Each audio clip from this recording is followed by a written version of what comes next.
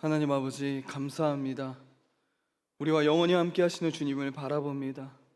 우리가 외로울 때 친구가 되어주시고 우리의 손을 붙잡아 주시고 우리에게 위로를 주시고 무엇보다 그 나라를 우리에게 보여주신 주님의 사랑에 감사드립니다. 아버지 하나님, 이 시간 우리가 주님께 집중하게 하옵소서. 나의 어떤 관계의 문제, 재정의 문제, 여러 가지 삶의 문제들 내려놓고 주님을 바라보기 원합니다. 이 시간 주님 홀로 영광 받아주시고 예배 가운데 하나님의 이름만 드러날 수 있도록 역사해 주세요. 하나님, 이 시간 하나님의 크심을 보기 원합니다. 우리가 하나님의 위대하심을 보기 원합니다. 주님, 우리의 눈을 밝혀주시옵소서. 감사합니다. 지금도 살아계신 예수 그리스도의 이름으로 기도하옵나이다. 아멘. 할렐루야. 아멘. 우리 서로 이렇게 인사 나누실까요? 하나님은 크십니다. 네, 하나님은 크십니다. 함께 예배드림이 기쁨입니다. 한 번 더 이렇게 인사 나누실까요? 네, 다들 막 억지로만 막 이렇게 하시는 것 같아요. 네, 너무 반갑습니다. 오늘 하나님께서 우리에게 주신 말씀은요, 사도행전 17장 16절에서 25절까지 말씀입니다. 사도행전 17장 16절에서 25절까지 말씀, 저 한 절, 여러분 한 절 읽겠습니다. 바울이 아덴에서 그들을 기다리다가 그 성에 우상이 가득한 것을 보고 마음에 격분하여 회당에서는 유대인과 경건한 사람들과 또 장터에서는 날마다 만나는 사람들과 변론하니 어떤 에피쿠로스와 스토아 철학자들도 바울과 쟁론하였세. 어떤 사람은 이르되 이 말쟁이가 무슨 말을 하고자 하느냐 하고, 어떤 사람은 이르되 이방 신들을 전하는 사람인가 보다 하니, 이는 바울이 예수와 부활을 전하기 때문이로라.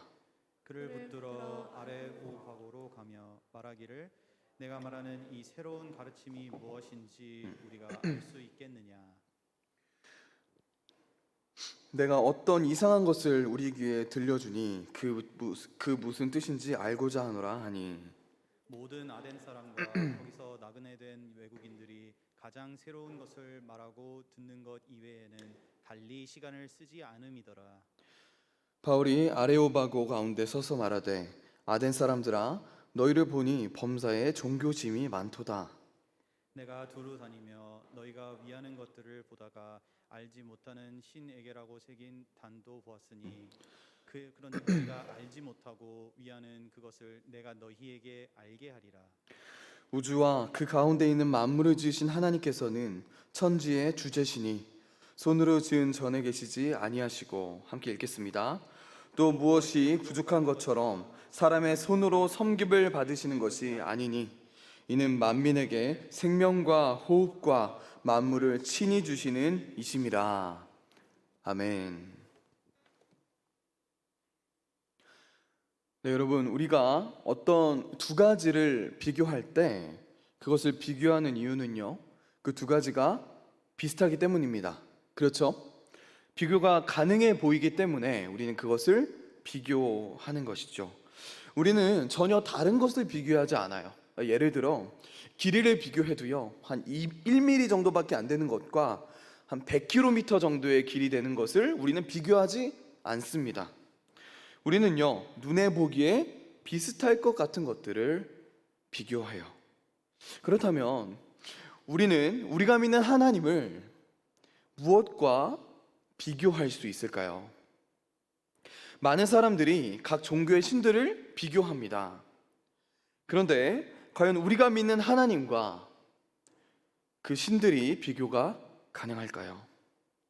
사도 바울이 두 번째 전도 여행을 하던 도중에 아주 유명한 도시를 방문하게 됩니다. 어떤 도시냐 하면 바로 아테네예요. 아테네. 여러분, 지금도 반 이상 무너진 그 파르테논 신전 보려고요, 수많은 사람들이 아테네로 갑니다. 그렇죠? 수많은 관광객들이 몰려가는데, 여러분, 바울 당시 이런 엄청난 건축물들이 완벽한 상태로, 그것도 뭐 무너진 것 없이 굉장히 많이 있었다면요, 여러분, 얼마나 많은 사람들이 몰려왔었을까요? 수많은 사람들이 도시에 압도를 당했을 것 같습니다. 아테네 시민들은요 분명히 큰 자부심을 느꼈을 거예요.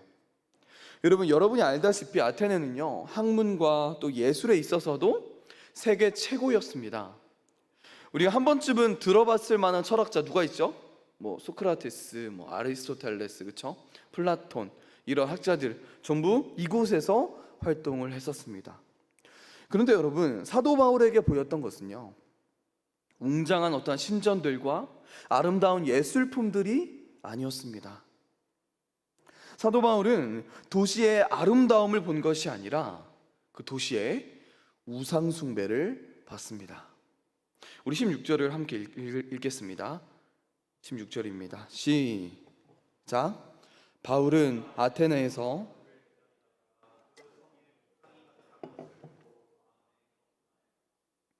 아테네에는 그 나라의 나머지 지역 전부에 있는 것보다 더 많은 신들이 아테네에 있었다고 해요. 그 정도로 많았습니다. 그 당시 사람을 발견하는 것보다 신을 발견하기가 더 쉽다라는 어떤 로마의 풍자시가 있을 정도로 아테네는 우상으로 가득한 곳이었습니다.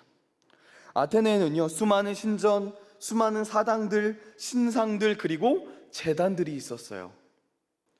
파르테논 신전에는요 거대한 금과 코끼리 상아로 된 아테네 여신상이 서 있었는데요, 그 상의 번쩍이는 그 창끝은요 약 60km 밖에서도 보였다고 합니다. 그 정도로 화려하게 지은 거예요. 그 외 다른 곳에서는 그 도시의 수호신인 아폴로나, 주피터, 비너스, 다이아나의 상이 굉장히 많았습니다. 온 헬라의 판테온과 그 올림푸스의 모든 신들이 거기에 있었고요, 그것들은 그야말로 아름다웠어요. 여기 이런 단어가 있습니다. 카테이돌로스. 이 단어가요 신약 다른 곳에서는 전혀 사용되지 않는 단어예요. 다른 헬라 문헌에서도 발견된 적이 없다고 합니다. 굉장히 특별한 단어죠. 영어 번역본이나 한국 번역본은 이것을 우상이 가득 찬이라고 번역을 했어요. 우상이 가득하다. 그러나 사실 이 단어가 나타내고 있는 것은요 이 도시가 그것들 밑에 있었다는 거예요. 그것들 밑에 있었다. 즉 우리는 이 아테네가 우상으로 완전히 덮어 씌워져 있었다, 또는 그것들에 의해 푹 잠겨 있었다라고 설명을 할 수 있을 것 같습니다. 그야말로 꽉 잠겨 있었던 거예요. 그러니까 물이 가득 차오르듯이 그 도시 자체가 우상에 잠겨 있었다는 것입니다. 그래서 사도 바울이 아테네에 오자마자 분노를 한 거예요. 격분을 한 것입니다. 특히 오늘 사도 바울이 설교한 이 장소는요 아레오바고라는 곳입니다. 재판하는 곳이었어요. 소크라테스가 사형 판결을 받고 독을 마시기도 했던 곳입니다. 굉장히 유명한 곳이에요. 바로 이런 곳에서 오늘 사도 바울이 말씀을 전하고 있어요. 그 당시 세계에서 가장 화려했던 곳, 그 당시 세계에 모든 신들이 빽빽하게 있던 곳, 문화와 예술이 꽃을 피웠던 곳, 이 세상의 권세 앞에서 사도 바울이 섰습니다. 그곳에서 복음을 전하기 시작해요. 여러분, 만약 여러분이 이런 상황에 아테네에서 복음을 전한다면 여러분은 어떻게 복음을 전했겠습니까? 이렇게 우상에 잠긴 도시에서 그 사람들에게 하나님에 대해 말하려면 어떻게 해야 할까요? 하나님께서 사도 바울에게 지혜를 주십니다. 바로 차이점을 설명하는 거예요. 사도 바울은 설교를 시작하면서 이 수많은 신들과 성경의 하나님의 가장 큰 차이점을 말합니다. 사도 바울의 설교는요 약 3개의 주제로 이루어져 있어요. 오늘은 첫 번째 주제만 다루도록 하겠습니다. 왜냐하면 가장 중요한 부분이기 때문입니다. 여러분 생각해 보세요. 아테네 사람들에게 설교하면서 가장 중요한 것을 먼저 설교하지 않았겠습니까? 오늘 사도 바울이 설교를 시작하면서 아테네 시민들에게 선포하고 있는 이 세상의 신들과 이 성경의 하나님이 다른 것, 이 차이점은요, 분명한 차이점은 바로 하나님은 자존하시는 분이라는 거예요. 하나님은 자존하신다. 다른 말로 하나님은 스스로 존재하시고 하나님은 스스로 완전하신 분이다 라는 것입니다. 우리 23절에서 25절을 함께 읽겠습니다. 시작. 내가 두루 다니며 너희가 위하는 것들을 보다가 알지 못하는 신에게라고 새긴 단도 보았으니 그런즉 너희가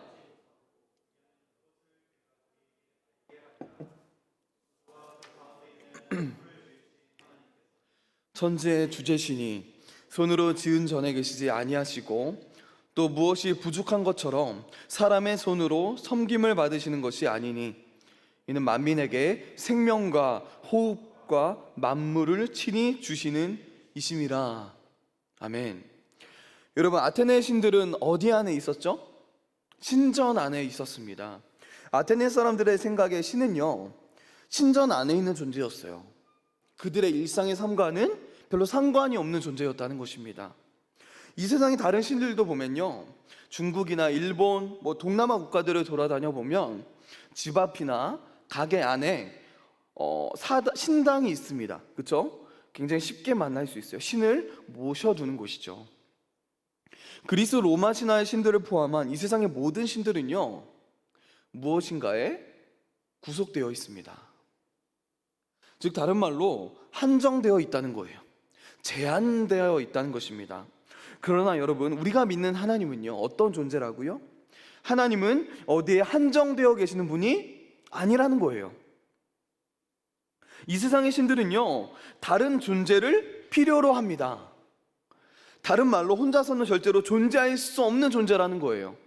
여러분, 이 세상의 신들이 어떻게 존재하게 되었습니까? 누군가로부터 태어났습니다. 만들어졌어요. 그러나 우리가 믿는 하나님은 스스로 존재하시는 분입니다. 그리고 하나님은요, 모든 것을 창조하신 분이세요. 이 세상의 신들은요, 사람의 어떠한 섬김을 받아요. 그것을 필요로 합니다. 요구해요. 사람의 섬김과 관심과 사랑을 원하고 요구한다고요. 그러나 여러분, 하나님은요, 그렇지 않습니다. 로마 신들이나 이 세상의 신들을 보면 사람들과 결혼할 때도 있고요, 인간적인 사랑을 하기도 합니다. 그렇죠? 인간적인 질투를 할 때도 있어요.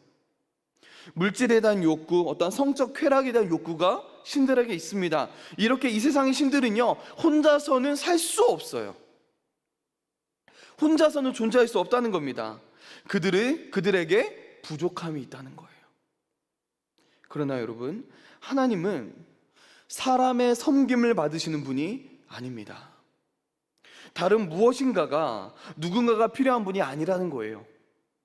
여러분, 우리가 성경의 하나님에 대해 잘못 이해하는 것이 있습니다. 그것은요, 우리가 하나님에게 필요한 존재라는 생각이에요. 굉장히 잘못된 생각입니다. 여러분, 제가 중학교 다닐 때 교회에서 이런 이야기를 들었어요. 그 지방의 목사님 한 10분 정도가 차를 타고 총회를 갔다고 해요. 큰 모임이거든요. 큰 모임을 가는 도중에 사고가 날 뻔했대요, 한번. 그래서 어떤 분이 조심하라고 운전자한테, 야, 사고 나면 여기 목사들이 이렇게 많은데 야, 죽으면 어떡하겠냐, 조심하라 라고 말을 했습니다. 그때 어떤 목사님이 이렇게 말했대요. 이렇게 많은 목사가 죽으면 하나님의 손해 아니냐, 절대로 죽도록 내버려 두시지 않을 것이니 걱정하지 마세요. 무슨 말인지는 알겠어요. 그런데 여러분, 정확히 해야 할 필요가 있습니다. 여러분, 우리가 믿는 하나님은요, 무엇이 필요한 분이 아니세요. 뭔가가 부족한 분이 아니라는 거예요. 부족함이 없습니다. 때로는 내가 정말 필요한 사람 같아요. 그렇지 않습니까? 요즘 그런 찬양도 많잖아요. 내가 굉장히 특별하고 내가 필요하고 하나님이 나 아니면 안 될 것 같은 그런 찬양도 있고요, 그런 고백도 하지 않습니까? 근데 여러분, 죄송하지만 아닙니다. 여러분, 예수님이 이렇게 말씀하셨어요. 하나님은 돌로도 아브라함의 자손을 만드실 수 있다. 무슨 뜻입니까? 하나님은요, 나 아니면 아무것도 못하시는 분이 아니라는 거예요. 야고보서 1장 17절에서 야고보가 이렇게 하나님에 대해 말합니다. 우리 함께 읽을까요? 시작. 온갖 좋은 은사와 온전한 선물이 다 위로부터 빛들의 아버지께로부터 내려오나니 그는 변함도 없으시고 회전하는 그림자도 없으시니라. 여러분, 하나님은 무엇인가로부터 영향을 받는 분이 아니라는 겁니다. 회전하는 그림자가 없다, 영향을 받지 않는다는 거예요. 하나님은 변하지 않는다고 말하고 있습니다. 더 나아가 다른 누군가를, 무엇인가를 필요로 하시는 분이 아니세요. 우리가 착각하지 말아야 할 것은요, 하나님은 내가 필요하니까 나를 구원하신 게 아니라는 거예요. 하나님의 일에 꼭 필요하니까 나를 부르신 게 아니라고요. 저도 목회자로서 부름을 받았지만 하나님이 나 아니면 아무것도 못하기 때문에 날 부르셨겠지, 잘못된 생각이라는 겁니다. 여러분, 솔직히 말해서요, 저와 여러분은 하나님께 필요가 없는 존재라는 거예요. 불필요한 존재입니다. 우리는 아무것도 아닌 존재예요. 우쭐할 필요가 없다는 거예요. 아, 나는 정말 소중한 존재야. 아닙니다. 솔직하게 별로 중요하지 않아요. 여러분, 별로 소중한 존재 아니라고요. 여러분, 지금까지 발견된 별들 중에요, 가장 큰 별이 무엇인지 아시나요? 가장 큰 별? 스티븐슨 2-18이라는 별입니다. 이 별이 얼마나 크냐면요, 이 별 안에 태양이 약 2150개가 들어가요. 굉장히 큽니다. 현재 인류 역사상 제일 빠른 전투기가 SR-71 블랙버드라는 전투기라고 해요. 이 전투기로요, 그 별을 한 바퀴 도는데 걸리는 시간이 500년이라고 합니다. 500년은 가야 한 바퀴를 돈대요. 빛이 1초에 지구 7바퀴 반을 돕니다. 굉장히 빠르죠. 빛의 속도로 태양을 한 바퀴 도는데 14.5초가 듭니다. 그런데 여러분, 빛의 속도로 이 별을 한 바퀴 도는데 걸리는 시간 9시간이에요. 빛의 속도로 9시간이 가야 이 별을 한 바퀴 돈다고 합니다. 여러분, 이 별이 그 정도로 커요. 그리고 아마 빠르면 올해 안에, 적어도 몇 년 안에 더 큰 별을 발견하게 되겠죠. 그런데 여러분, 이것은 별 하나의 크기입니다. 별이 수천억 개에서 100조 개가 모이면 우리는 그것을 뭐라고 하죠? 은하라고 합니다. 은하. 그리고 은하가 수백 개에서 수천 개가 모인 것을 뭐라고 하죠? 우리는 은하단이라고 해요. 그리고 은하단이 수백 개가 모인 것을 우리는 초은하단이라고 말합니다. 여러분, 천문학자들은요, 이 우주에 약 1000만 개 정도의 초은하단이 있다고 예측을 하고 있어요. 더 많을 것입니다. 여러분, 아까 말한 스티븐슨 2-18 어디에 있냐면요, 지구에서요 18,900광년이 떨어져 있대요. 빛의 속도로 18,900년을 가야 그 별에 도착한다는 거예요. 그리고 있을 거라는 보장도 없습니다. 지금 우리가 보고 있는 그 빛은요 18,900년 전의 빛이에요. 우리가 얼마나 작은지 몰라요, 여러분. 가끔 사람들이 우리 지구의 존재를 먼지에 비유해요. 그렇죠? 먼지에 비유합니다. 근데 사실 여러분, 이 큰 우주에 비하면요, 이 비유는 정말 말도 안 되는 비유입니다. 이 지구를 먼지라고 비유한 것은요, 사실 굉장한 과장이라는 거예요. 사실 이 우주에 비하면 지구는 보이지 않아요. 이 큰 우주에 비하면요, 어쩌면 지구는요, 우리는요, 존재한다고 말하기도 부끄러울 정도의 크기라는 거예요. 보이지 않는다고요. 지난주에 제임스 웹이라는 최신 우주 망원경으로 촬영한 사진들이 공개가 됐습니다. 최초로 공개가 됐어요. 그 전에는 이제 허블 들어봤죠, 여러분? 허블 망원경으로 봤는데 이제 제임스 웹이라는 이 망원경으로 촬영을 시작했습니다. 보니까 황홀하더라고요. 훨씬 선명하고요. 우주가 굉장히 아름다웠습니다. 여러분, 이렇게 큰 우주를 생각하니, 이렇게 넓고 광활한 우주를 생각하니, 이 큰 우주를 말씀으로 만드신 하나님에게 우리가 아무 필요도 없는 존재라는 말이 조금은 이해가 가지 않습니까?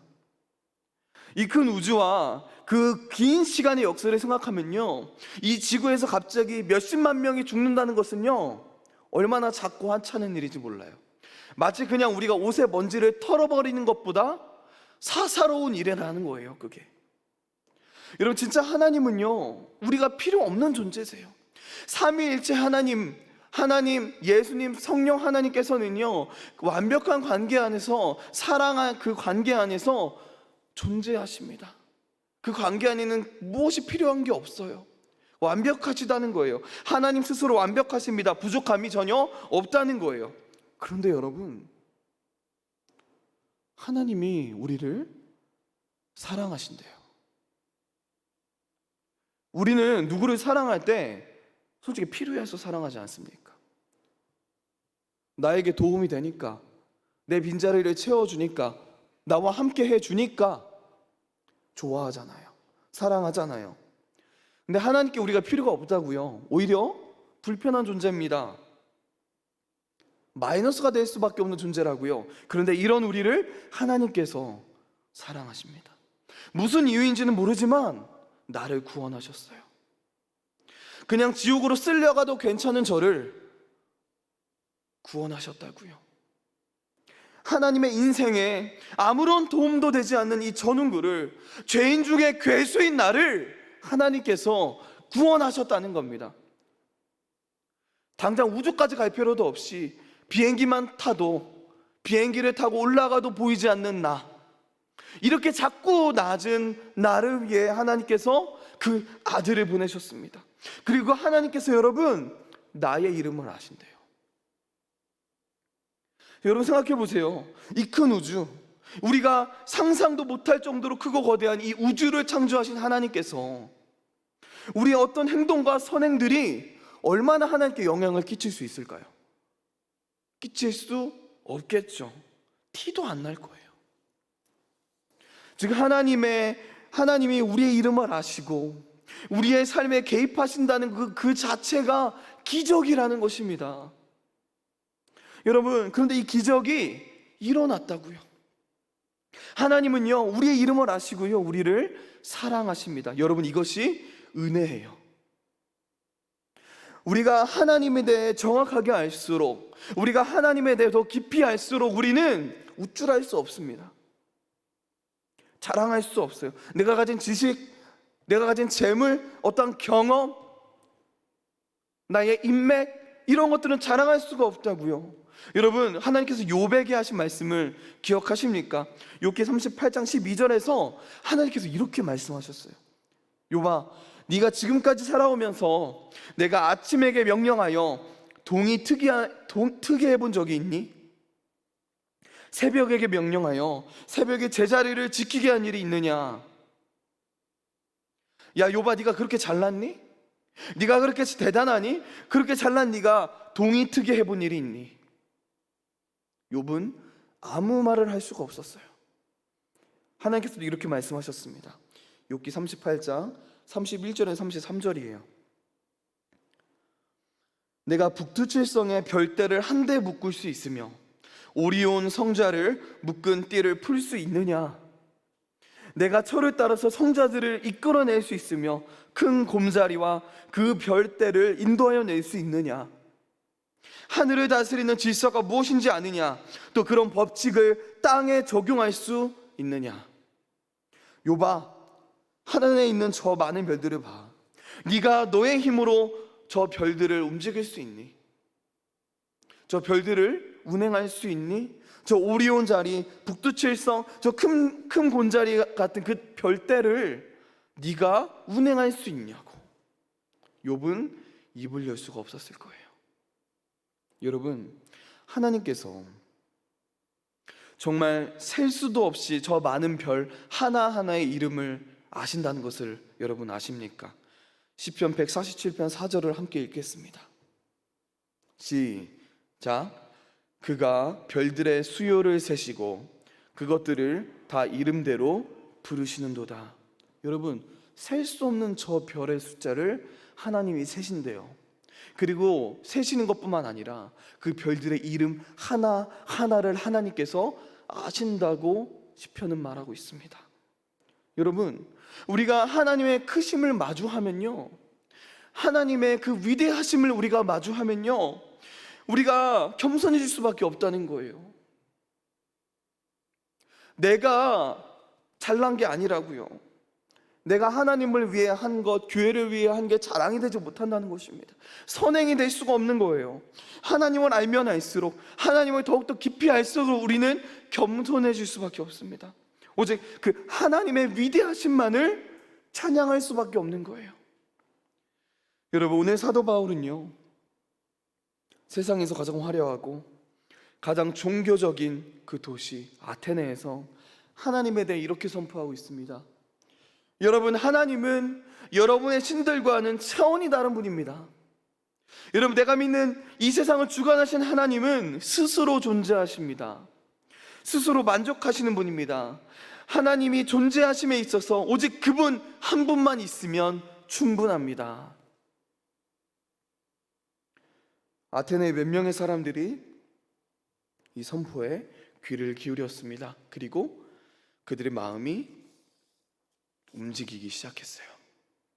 여러분, 오늘 우리가 함께 나눈 것처럼 하나님은 스스로 존재하시고 스스로 만족하시는 분이십니다. 어떤 영향을 받지 않으세요. 어떠한 것이 필요가 없는 분이라는 거예요. 부족한 것이 없는 분입니다. 즉, 저와 여러분은, 우리는 하나님께 필요한 존재가 아니라는 거예요. 우리는 하나님께 필요 없는 존재가 맞습니다.